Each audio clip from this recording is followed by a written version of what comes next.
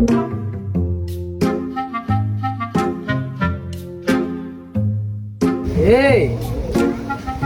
Police না, পুলিশই তো। দেখে আঙ্কেলের কাছে একটু যাই। আঙ্কেল, আসসালামু আলাইকুম। ওয়ালাইকুম আসসালাম। আঙ্কেল, কেমন আছেন আপনি?